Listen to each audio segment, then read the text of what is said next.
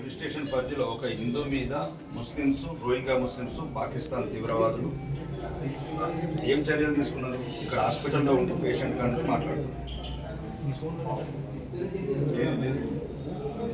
పాకిస్తాన్ తీవ్రవాదులు రోహింగ్యా ముస్లిమ్స్ మోర్తాడ్లో స్థానిక ముస్లింలతో కలిసిపోయి ఒక హిందూ యువకుడిని మీ పోలీస్ స్టేషన్లో ఇప్పుడు నేను హాస్పిటల్లో ఉన్నాను. చట్టాలు చెప్తావా నాకేమన్నా?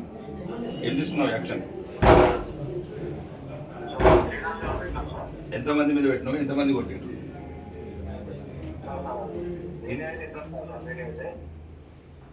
మెయిన్ కాదయ్యా, మొత్తము బుల్లెట్ గిట్ల ఎక్కించారు. చూస్తే మరి దారుణంగా ఉన్నది ఇక్కడ పరిస్థితి.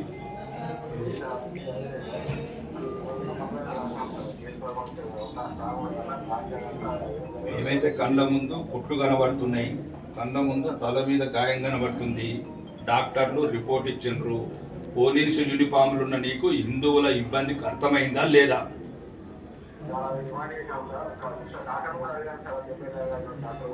చెప్తా, డాక్టర్తోనే మాట్లాడుతున్నానయ్యా.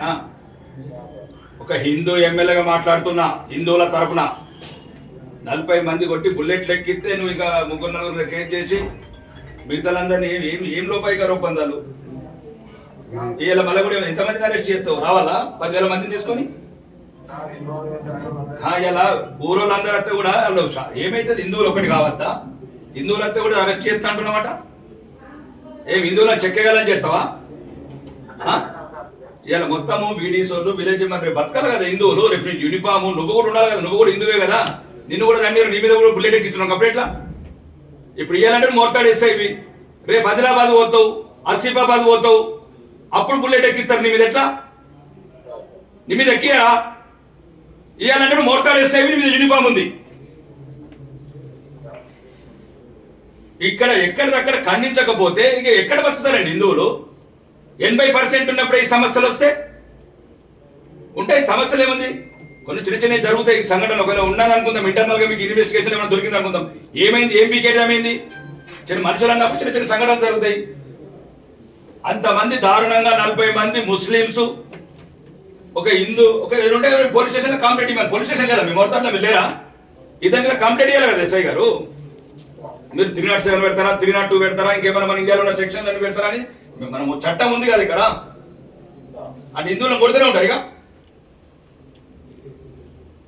మళ్ళీ అందరిని ఒకటి కాకుండా పోలీస్ స్టేషన్ ధర్నాలు కాకుండా హిందువులు ఒకటి కాకుండా మళ్ళీ అట్లా తయారు చేస్తున్నారు మీరు మొత్తం కంప్లీట్గా ఒకటేసారి చెప్తున్నారు ఎస్ఐ గారు. మీరు దేశ చట్టాలు హిందువులకే ఇంప్లిమెంట్ చేస్తారా? తెలంగాణలో లేకపోతే కాంగ్రెస్ ప్రభుత్వం ఓన్లీ హిందువులకి ఇంప్లిమెంట్ చేయమన్నదా? ఇది చెప్పండి మాకు. చెప్తే మాట్లాడతాను, డీజీతో మాట్లాడతాను, ముఖ్యమంత్రి గారితో మాట్లాడతాను. దారుణంగా ఒక్కరిని చూసి 40 మంది కొట్టుడేందా ఇది? మళ్ళీ ఇప్పుడు వాళ్ళందరూ ఫోన్ చేస్తున్నారు, బీడీస్ వాళ్ళు, పోలీసు వాళ్ళు బెదిరిస్తున్నారు, మీరు ర్యాలీ తీయొద్దని. ర్యాలీ తీస్తే ఏమవుతుంది? అవును ఎస్ఐ గారు, ర్యాలీ తీస్తే ఏమవుతుంది? హిందువులకు మనోధైర్యము, స్థైర్యము, మేమందరం ఉన్నాం ఎంబటని. పెద్ద మనిషి ఏంటికి? ప్రజలే రాని. ఏమైతుంది? చంపుకుంటాం అంటే వాళ్ళు చంపుతుంటే పడాలా, తండుతుంటే పడాలా? మేము దండద్దా? మేము దండద్దా అంటున్నా. నేను దండాలి కదా.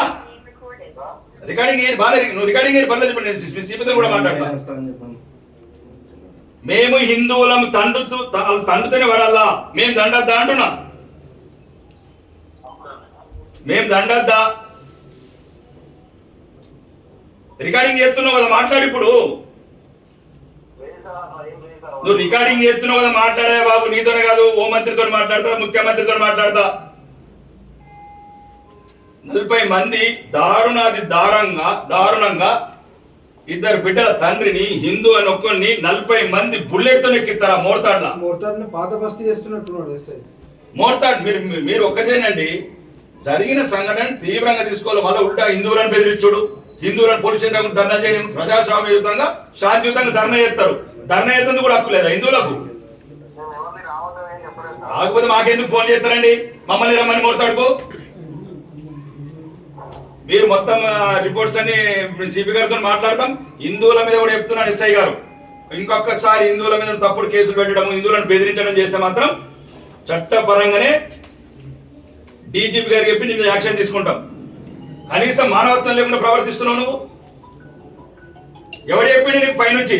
ఈ ఆర్డర్ చెప్పిండ్రు. భార్య కూడా భయపడుతుంది ఎస్ఐతో ప్రాణగండం ఉన్నదని. ఇదా నీ పోలీసు యూనిఫామ్ వేసుకున్నావు. నువ్వు ఇచ్చే ప్రజలకు ధైర్యం మీద బాధితులకు అండగా ఉండు నువ్వు.